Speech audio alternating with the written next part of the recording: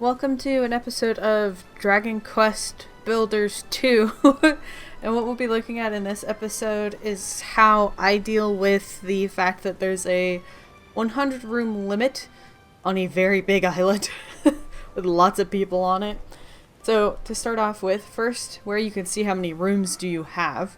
If you go into the menu where you can save and go to your inventory, for me it's on the options button. You can see on the left, it says 42 out of 100 rooms. And let me tell you, I haven't built all that much. I've built about this much in the 3 areas. So at the castle here and in the pyramid. So I'm almost halfway done, and I haven't built nearly as much as I want. Specifically, houses for everybody.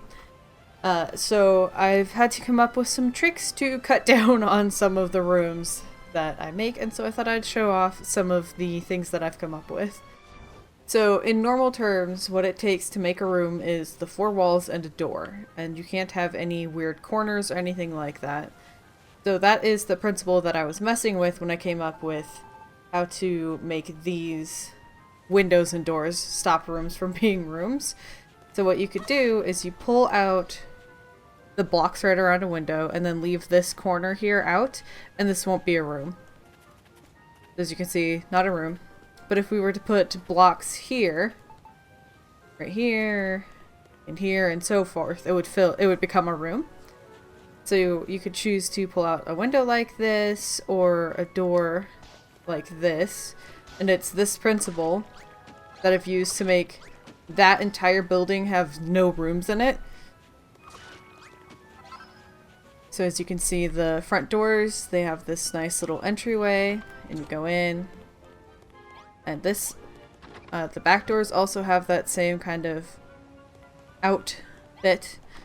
And I've also done it with windows in places. And using that, I've made it so none of this floor has rooms. Because you can't, there's like no room type that would really benefit being made here. There's not like a unique room that would work in this area, and so there's no reason for it to be a room because it just takes up your count on the rooms that you do want to have actual working. Another way you could make rooms that aren't rooms is by having open windows.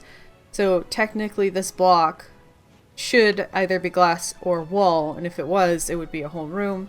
But because we've opened up the window and put like a flower pot there, or over on this side, what I've done is I've opened it to the side and put like a loaf of, like a thing of bread, like they've baked it and they're cooling it in the window. That makes this whole room not a room. Whereas if we closed up those 2 squares, it would. And similar to having the bit here poke out, you can also have it poke in. So you could have like storage on the side of the house like this. And then over here, you'd have something that poked in, but you could have like, excuse the size of the room. If it was bigger, you could put like a bed here and have it like a headboard, or you could put like a fireplace against it and then have blocks up here that would look like a chimney. So, nope. Those are some of the basic principles that I've been using to make more rooms. I'll show you some examples and some other techniques that I've been using. Another way you can have a room that's not a room is to have it upstairs without a door. So as you can see, you come up here, and that's still not a room because it's missing that key door. If you wanted to have something like this to be a room, you would either have to put like a wall here and have like a hallway, but that kind of often makes this feel really cramped.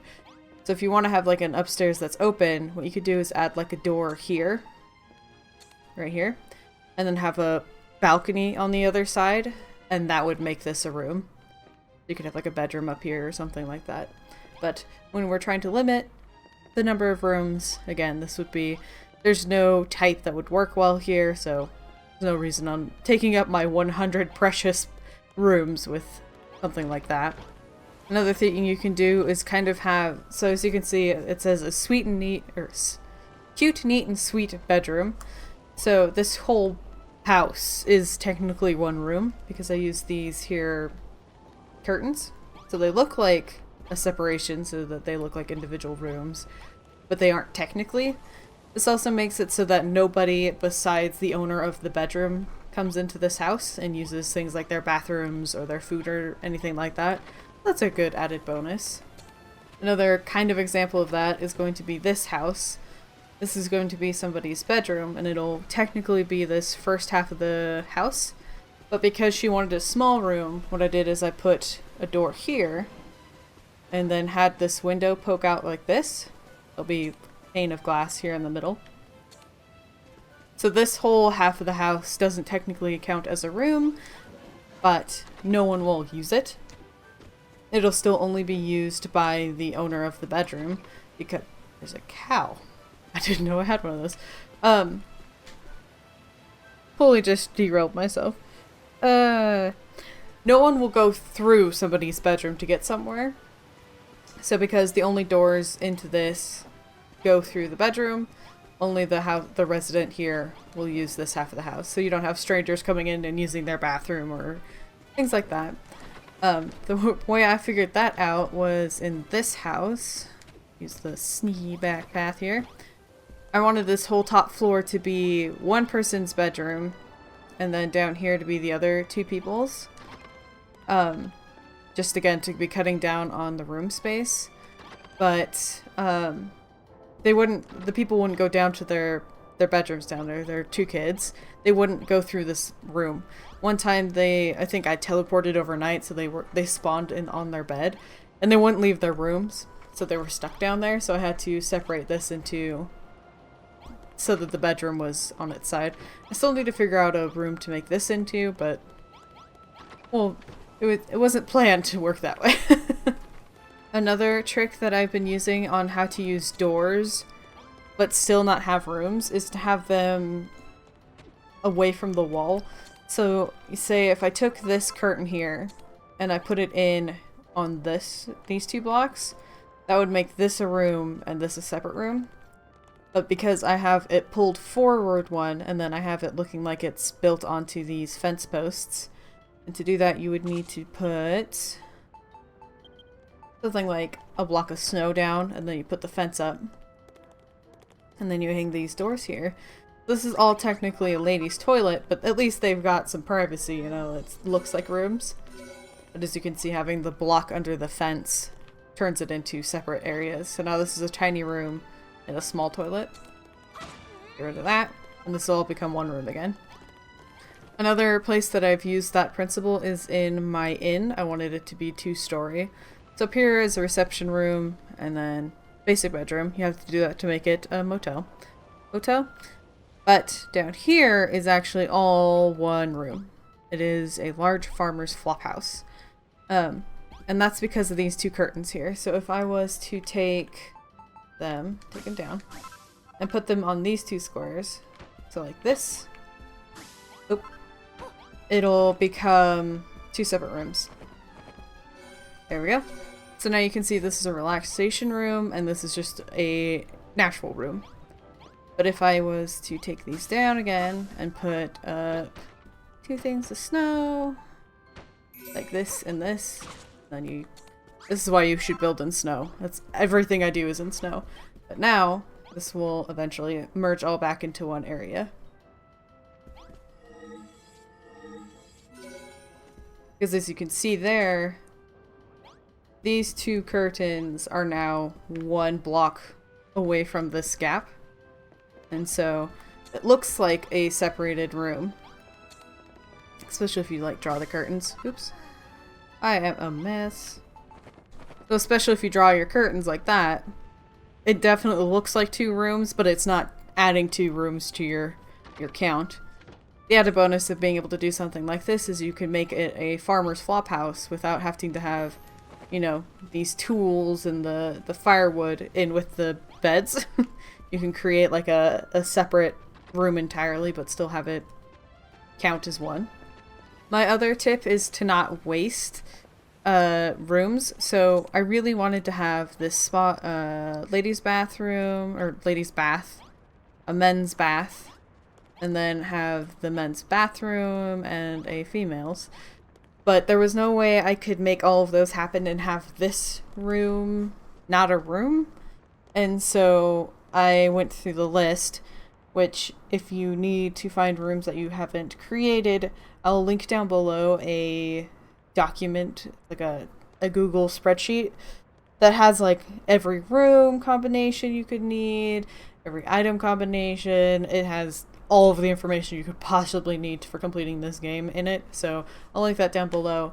But, you know, I saw that I didn't have a changing room, and so that's what I went ahead and put into this area. That's why I don't like that I have that, like, neutral just room in that house. Like, I want to try to find something that I can use there, because 100 rooms adds up quickly. Another way you can make a room not be a room is by building it too big. So this room has all the things it needs, all the walls are the right height, we have a door, but because it's so large, the game doesn't count it as a game. It's not as useful as the other techniques of like having walls poke out or having nooks or using those different types of doors, but it is still an option. So as a refresher, the tips that I have for making rooms not rooms is to have sections of it poking out or poking in without having proper corners. You can have open windows, either vertically or horizontally, but you need that open space to be the second block up. I think if you have a hole down on the ground floor, it still counts as a room, from what I've noticed. I don't know why, I haven't tested it myself, but that seems to be the case. So just remember, it has to be up one block off of the floor. Having an upstairs without a door, or making rooms too big. Those are some of like the 4 basic things, but you can do a lot with all of those. So with that main tip out of the way, I'm going to give you guys a bonus tip to deal with another really annoying limit, and that is the limit of dressers and storage items. There's a limit per island, and so the way I tackle it is, as you can see, this looks like a dresser, but it doesn't actually work as storage. As you can see, there's no interaction, and if in reality, if I jump up on it, I could sink in. So the way I have done this is, if I hit it like so, as you can see, it's not a storage, it is a magnetic block. You can disguise these to look like anything that you want. So if you go up, you can say camouflage. So I can make it look like snow, I can make it look like this curtain.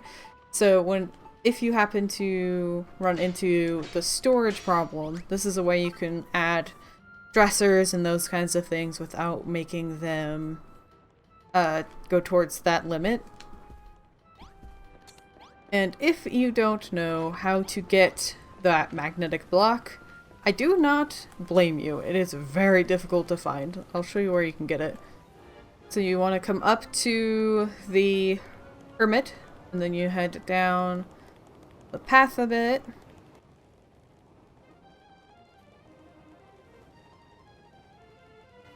Okay, so you come down about that far.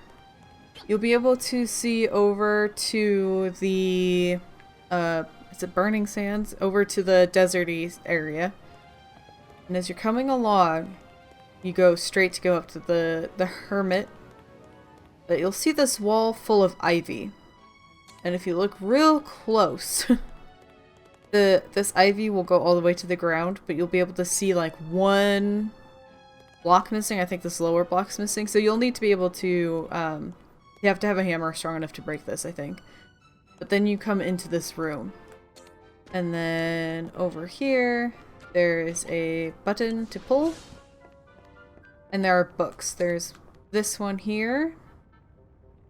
There's one up top over here. And then I think this one on the table. I think those will give you all the blocks related to what you need.